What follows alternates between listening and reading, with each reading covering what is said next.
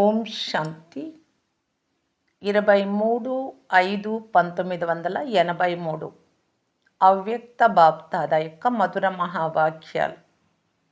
వదిలితే వదులుతుంది, మీరు వదిలేస్తే వదిలిపోతుంది. ఇది హెడ్లింగ్.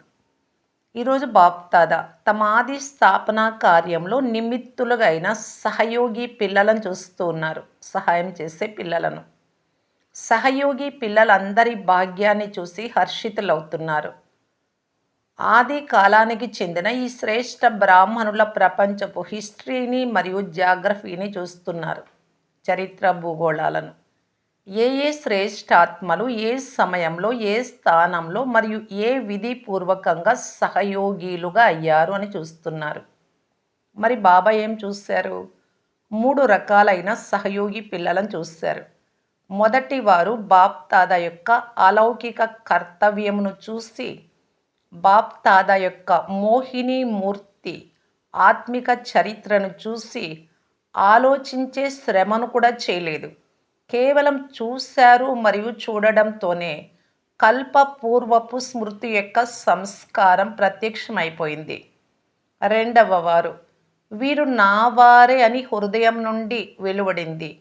ఇలా కష్టపడకుండా సహజంగానే బాబా స్నేహంలో ఇమిడిపోయే సహయోగిలుగా అయ్యారు. సప్తాహపు 7 రోజుల కోర్స్ కూడా చేయలేదు, కానీ ఈశ్వరీయ స్నేహపు ఫోర్స్ బాబా మరియు పిల్లల మిలనం అయిపోయింది. ఒకే ఒక్క మాటతో జీవన సహచరులుగా అయిపోయారు. మీరే నావారు అని పిల్లలంటే, మీరే నావారు అని తండ్రి అన్నారు. కష్టం యొక్క ప్రశ్నే లేదు. ఇలా క్షణకాలపు వ్యాపారం చేసేవారు శ్రమ లేకుండానే ప్రేమలో మునిగిపోయారు. ఇక మరొకరు నిమిత్తంగా అయిన శ్రేష్ఠాత్మల త్యాగము, తపస్యాలను మరియు సేవ యొక్క శాంపుల్స్ చూసి వ్యాపారం చేసేవారు. మొదట గ్రూపు వారు బాబాను చూశారు. రెండవ గ్రూపు వారు జ్ఞాన గంగల ఇతర ఆత్మల శాంపుల్స్ చూశారు. బుద్ధి బలము ద్వారా సహజంగానే బాబాను తెలుసుకున్నారు మరియు సహయోగులుగా అయ్యారు. మరొక గ్రూప్ కూడా పిల్లల ద్వారా బాబా యొక్క సాకార సంబంధంలోకి వచ్చారు. నిరాకారుణ్ణి కూడా సాకారంలో సర్వ సంబంధాలలో పొందారు. కనుక సాకార రూపంలో సాకారుడి ద్వారా సర్వ అనుభవాలను చేసుకున్న కారణంగా సాకార పాలన యొక్క లిఫ్ట్ అనే గిఫ్ట్ను తీసుకున్నారు. ఈ భాగ్యము కోట్లల్లో కొద్ది మందిలో కూడా ఇంకా కొద్ది మందికి ప్రాప్తించింది. ఇలా లిఫ్ట్ యొక్క గిఫ్ట్ను తీసుకునేవారు స్థాపనా కార్యంలో సేవా క్షేత్రంలో నిమిత్తంగా అయిన ఆది ఆత్మలు. ఇటువంటి గ్రూపుకు నిమంత్రణనిచ్చి ఆహ్వానించారు. ఇక్కడికి నిమిత్తంగా అయిన పిల్లలు ఇంకా కూడా ఉన్నారు, కానీ విశేషంగా కొద్ది మందిని పిలిచారు. ఎందుకు పిలిచారు తెలుసా? మధ్యలో ఫౌండేషన్ను చెక్ చేసుకోవడం జరుగుతుంది. ఒకవేళ ఫౌండేషన్ పునాది కాస్త అయినా బలహీనమైనట్లయితే ఫౌండేషన్ యొక్క ప్రభావము అందరిపై పడుతుంది. సేవా క్షేత్రంలో సేవకు నిమిత్తమైన ఫౌండేషన్ మీలాంటి రత్నాలు. మొదటి గ్రూపు వారు యజ్ఞ స్థాపనకు ఫౌండేషన్గా పునాదిగా అయ్యారు. సేవకు నిమిత్తులుగా అయ్యారు. సేవకు ప్రత్యక్ష ఫలం మీలాంటి గ్రూపు. కనుక సేవ యొక్క ప్రత్యక్ష ఫలము రూపంలో లేక షోకేస్లోని మొదటి షో పీస్గా శ్రేష్ఠాత్మలైన మీరు నిమిత్తులుగా అయ్యారు. ఇంతటి మీ మహత్వం తెలుసా? క్రొత్త ఆకుల తళుకు బెలుకులు, కాంతి, ఉత్సాహ ఉల్లాసాల విస్తారంలో ఆది శ్రేష్ఠాత్మలు దాగలేదు కదా. వెనుక ఉన్న వారిని ముందు ఉంచుతూ స్వయం ముందు నుండి వెనుకకు అయిపోలేదు కదా. అసలైతే బాప్దాదా కూడా పిల్లలను తనకంటే ముందు ఉంచుతారు, కానీ వారిని ముందు ఉంచుతూ స్వయం వెనుక ఉండిపోరు. వెనుక ఉన్న వారికి మేము అవకాశాన్ని ఇస్తున్నామని చాలామంది పిల్లలు తెలివిగా సమాధానం ఇస్తారు. ఛాన్స్ ఇవ్వండి, కానీ ఛాన్స్లర్గా అయితే ఉండండి కదా. ఇంత బాధ్యతగా భావిస్తారా? పురుషార్థపు అడుగునేదైతే మనం వేస్తామో మనల్ని చూసి ఇతరులు కూడా అలా ఉత్సాహ ఉల్లాసాలతో అడుగులు వేస్తారు. ఈ స్మృతి సదా ఉంటుందా? క్రొత్తవారు క్రొత్తవారే కానీ పాతవారి విలువ పాతవారిదే. పాత ఆకుల నుండి ఎన్ని మందులు తయారు చేస్తారు తెలుసు కదా! పాత వస్తువులకు ఎంతో విలువ ఉంటుంది. పాత వస్తువులు విశేష స్మృతి చిహ్నాలుగా అవుతాయి. పాత వస్తువులకు విశేషంగా మ్యూజియంను తయారు చేస్తారు. పాతవారి విలువను తెలుసుకుంటూ ఆ విలువ ప్రమాణంగా అడుగులు వేస్తున్నారు కదా! మిమ్మల్ని మీరు ఇంతటి విలువైన వారిగా భావిస్తూ ఉన్నారా? బాబా సమానంగా ఎగిరే పక్షులేనా? బ్రహ్మబాబా పాలనకు రిటర్న్ ఇస్తూ ఉన్నారా? ఈ సాకార పాలన బ్రహ్మబాబా పాలన సాధారణ పాలన ఏమీ కాదు. బ్రహ్మబాబా యొక్క అమూల్యమైన పాలనకు రిటర్న్గా అమూల్యంగా అవ్వాలి మరియు అమూల్యంగా ఇతరులను తయారు చేయాలి. విశేష పాలనకు రిటర్న్ జీవితంలో ప్రతి అడుగులో విశేషత నిండి ఉండాలి. అటువంటి రిటర్న్ ఇస్తూ ఉన్నారా? మొత్తము కల్పంలో ఒక్కసారి ఈ పాలన లభిస్తుంది. ఆ పాలనకు అధికారులు విశేషాత్మలైన మీరే. అటువంటి మీ అధికారపు భాగ్యం గురించి తెలుసా? మరి ఈరోజు అటువంటి భాగ్యవంతులైన పిల్లలను కలుసుకోవటానికి తండ్రి వచ్చారు. మరి ఎందుకు పిలిచారో అర్థమైందే. రిజల్ట్ అయితే చూస్తారు కదా! ఈ మొత్తము గ్రూప్ అయితే బ్రహ్మబాబాను ప్రతి అడుగులో ఫాలో చేసేవారు. ఎందుకంటే ఈ సాకార నేత్రాల ద్వారా చూశారు. కేవలము దివ్య నేత్రంతో చూడలేదు. కళ్ళు చూసిన విషయాన్ని ఫాలో చేయడం సహజమవుతుంది కదా! అటువంటి సహజ పురుషార్థపు భాగ్యమునకు అధికారి ఆత్మలు. మీరెవరు అర్థమైందే. నేను ఎవరిని అన్నది తెలుసుకున్నారా?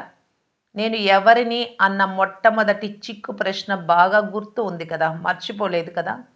బాప్దాదా వతనంలో ఈ గ్రూపును చూసి ఆత్మిక సంభాషణ చేశారు. ఏ ఆత్మిక సంభాషణను చేసి ఉంటారో తెలుసా? తమ భాగ్యపు విలువను గురించి ఎంత తెలుసుకున్నారు? మరియు ఎంతమంది ఈ భాగ్యపు స్మృతి స్వరూపులుగా ఉంటున్నారు అన్న దానిని చూశారు. స్మృతి స్వరూపుల నుండి సమర్థ స్వరూపులు. మరి ఎంతమంది సమర్థ స్వరూపులుగా అయ్యారు అన్న దానిని చూస్తున్నారు. విస్మృతి మర్చిపోవడం మరియు స్మృతి గుర్తుంచుకోవడం అనే మెట్లను ఎక్కుతూ దిగుతూ ఉన్నారు. అప్పుడప్పుడు మర్చిపోవడం, అప్పుడప్పుడు గుర్తుపెట్టుకోవడం, లేక సదా స్మృతి స్వరూపం ద్వారా ఎగిరే కళలో వెళ్తున్నారా? పాతవారు విధిపూర్వకంగా నడుస్తున్నారు. కొందరు ఎగిరే కళకు బదులుగా ఇప్పటి వరకు కూడా మెట్లు ఎక్కుతూ దిగుతూ పురుషార్థంలో ఇలా ఉంటారు. పిల్లలందరూ ఈ పద్ధతిని చూస్తూ ఉన్నారు. బ్రహ్మబాబా పిల్లలకు స్నేహపూర్వకంగా చెప్పారు. సదా ప్రతి అడుగులో సహజము మరియు శ్రేష్ట ప్రాప్తికి ఆధారం తండ్రినైనా నా సమానంగా అయ్యేందుకు ఒక విషయాన్ని సదా జీవితంలో బ్రహ్మబాబా యొక్క తాయత్తు రూపంలో గుర్తుంచుకోండి. వదిలితే వదులుతుంది. మీరు వదిలేస్తే అది వదిలిపోతుంది. తనువు యొక్క స్మృతిని మర్చిపోయి దేహి అభిమానులుగా అయ్యే విషయంలో కానీ, సంబంధీకుల మోహం నుండి నష్టోమోహులుగా అవ్వటంలో కానీ, అలౌకిక సేవ యొక్క సఫలతా క్షేత్రంలో కానీ, స్వభావ సంస్కారాల సంపర్కంలో కానీ అన్ని విషయాలలో వదిలితే వదులుతుంది. మేరా నాది అన్న భావము అన్న ఈ చెయ్యి కొమ్మలను పట్టుకున్న పక్షిగా తయారు చేస్తుంది. నాది అన్న భావనారూపి చేతిని వదిలేసినట్లయితే నాది అనేది అది చెయ్యి లాంటిది. చేతిని వదిలేస్తే ఏమైపోతారు? ఎగిరే పక్షిలా. వదిలేది లేదు కానీ అవ్వాల్సిందే అలాగే అని అనడం కాదు. కానీ ఓ ఆధారమూర్త శ్రేష్ఠ ఆత్మలారా అయిపోయాము అని ఈ శర్మని ఉత్సవాన్ని జరుపుకోండి. మేము బాబా సమానంగా తయారైపోయాం. ఆలోచిస్తున్నాము, ప్లాన్స్ తయారు చేస్తున్నాము ఇలా అనకూడదు. ఆలోచించాము, ఈ శర్మని జరుపుకుంటారు. ప్రతి గ్రూప్ ఫంక్షన్ చేసుకుంటుంది కదా! మరి మీరు ఏ శర్మని జరుపుకుంటారు? మీరైతే బ్రహ్మబాబాను అనుసరించే బ్రహ్మ సహచరులైన పిల్లలు కదా!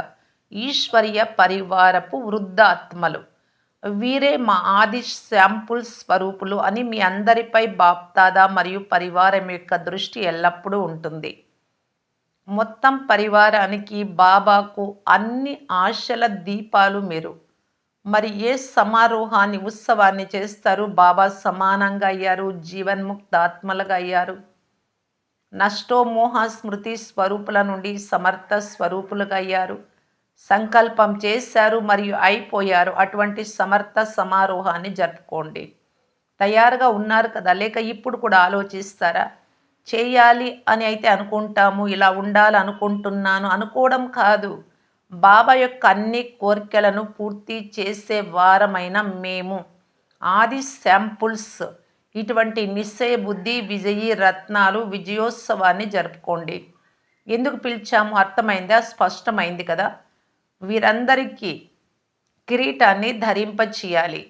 వీరితో బాధ్యత అనే కిరీటము పట్టాభిషేకాన్ని జరిపించాలి. అందుకనే వచ్చారు కదా! మాట్లాడారు, పెద్దవారైపోయారు. మాట్లాడరు, పెద్దవారైపోయారు. బ్రహ్మ బాబాలు ఏం చూశారు? ఇప్పుడిప్పుడే వృద్ధుడు మరియు ఇప్పుడిప్పుడే చిన్న కిషోరుడు, చిన్న పిల్లవాడిలాగా చూశారు కదా!